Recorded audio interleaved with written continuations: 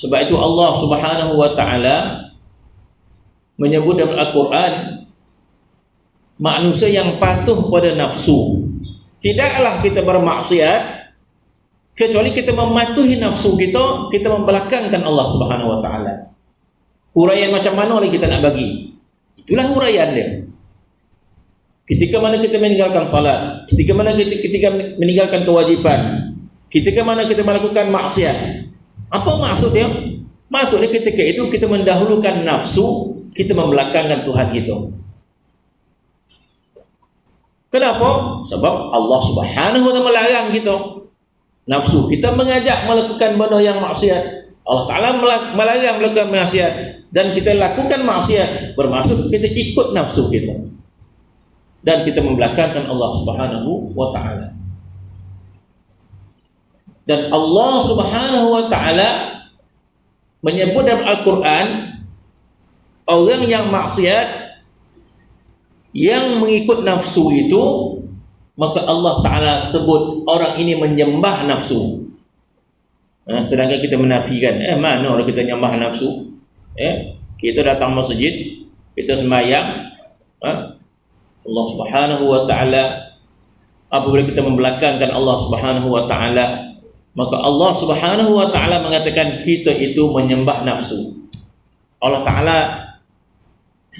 Ta'ala tak sebut dalam Al-Quran perkataan taat nafsu, tetapi dalam Al-Quran Allah Ta'ala sebut kita bertuhankan nafsu.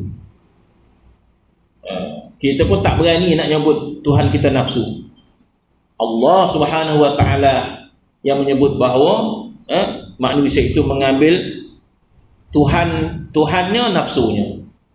Maka firman Allah dalam Al-Quran, afara'aita man ittakhadha ilahahu hawa. Afara'aita man ittakhadha ilahahu hawa. Apakah kamu tidak melihat di kalangan manusia yang menjadikan Tuhannya nafsunya? Afara'aita man ittakhadha ilahahu hawahu. Apakah kamu tidak melihat di kalangan manusia itu ada yang menjadikan, ada yang mengambil sebagai Tuhan itu nafsunya? Kita tak pernah sebut macam tu. Kita kata kita cuma ikut nafsu sahaja, tak ada sampai tahap menyembah lah. Tapi Allah Ta'ala sebut begitu. Bermaksud kita mengikut nafsu kita untuk maksiat, kita membelakangkan perintah Allah, sedangkan Allah itu Tuhan yang kita sembah, sedangkan Allah itulah Tuhan kita. Kita beriman Allah itulah Tuhan kita. Tetapi apabila kita melakukan maksiat, maka kita ikut nafsu kita, maka Allah Ta'ala mengatakan, aku bukan Tuhan engkau, Tuhan engkau adalah nafsu engkau. Maka Allah Ta'ala sebut dalam Quran, afara'aita man ittakhadha ilahahu hawa. Apakah kamu tidak melihat orang-orang yang mengambil sebagai Tuhannya itu hawa nafsunya? Afara'aita man ittakhadha ilahahu hawa. InsyaAllah sebab itu kita perlu sentiasa minta ampun kepada Allah Subhanahu wa taala. Bermaksud kita bukan sekadar melakukan kesalahan maksiat. Kita bukan sekadar melakukan maksiat, kita membelakangkan Allah Subhanahu wa taala. Sebab maksiat itu menafikan iyyaka na'budu itu. Jadi apa makna iyyaka na'budu? Sekiranya kita mengingkari Allah Subhanahu wa taala. Apa makna iyyaka na'budu? Hanya engkau kami sembah. Iyyaka na'budu, hanya engkau kami sembah. Berapa kali kita sebut sehari?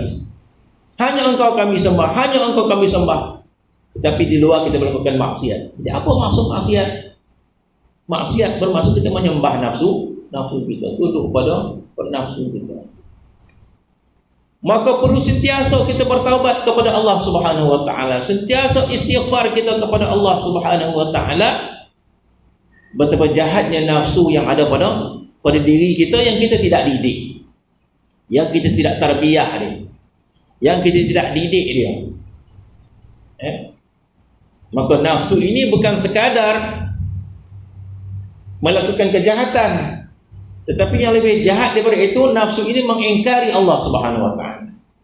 Nafsu ini mengingkari ibadat kita kepada Allah Subhanahu wa taala. Nafsu ini mengingkari kata-kata kita iyyaka na'budu. Masya-Allah. Yang namanya ibadat kepada Allah Subhanahu wa taala bukan sekadar taat. Bukan sekadar taat. Bukan sekadar meninggalkan maksiat. Tetapi ibadat ini bermaksud ma'rifat kepada Allah Subhanahu wa taala. Masya-Allah. Yang dimaksudkan ibadat ini adalah ma'rifat. Jadi tidak semudah itu yang dikatakan ibadat. Kita dah solat, kita dah puasa, kita dah haji dan sebagainya. Tidak semudah itu. Sebab ibadat ini bukan bermaksud sekadar solat tu sudah, puasa sudah, semua sudah. Lepas itu nak buat maksiat dah pula. Sebab ibadat itu bukan sekadar kita melakukan perintah, tetapi ibadat itu maksudnya ma'rifat. Apa maksud ma'rifat? Bermaksud kita taat pada Allah Subhanahu wa taala dan tidak maksiat pada Allah Subhanahu wa taala, kemudian kita mengagungkan Allah Subhanahu wa taala, kita mencintai Allah Subhanahu wa taala. Seperti iyyaka na'budu, hanya engkau kami sembah, hanya engkau kami patuh, hanya engkau kami cintai, hanya engkau kami ta'zim. Masya-Allah, satu tugasan yang berat untuk kita. Kenapa berat? Sebab nafsu kita bersangatan mengajak untuk kita melakukan kejahatan. Di antara kejahatan nafsu kita, walaupun kita ahli taat, kita bukan ahli maksiat, maka di antara kejahatan nafsu kita, maka dibawanya kita untuk memandang kepada yang lain daripada Allah Subhanahu wa taala, maka hati kita terpikat kepada harta, terpikat kepada dunia. Jadi apakah ini maksud ibadat pada Allah Subhanahu wa taala? Apakah ini maksud iyyaka na'budu? Hanya engkau kami sembah, hanya engkau kami ibadat. Sekiranya ibadat kita kepada Allah Ta'ala itu berbentuk zahir semata-mata, sedangkan hati kita entah ke mana, apakah ini makna ibadat? Mana mungkin? Mana mungkin ini makna ibadat kepada Allah Subhanahu wa taala? Sekadar kita berikan jasad kita sahaja, kita bawa ke masjid, jasad kita sahaja yang kita letakkan dahinya sujud, sedangkan hati kita mengagungkan yang lain daripada Allah Subhanahu wa taala, mengagungkan harta, mengagungkan dunia. Apakah ini makna ibadat? Mana mungkin?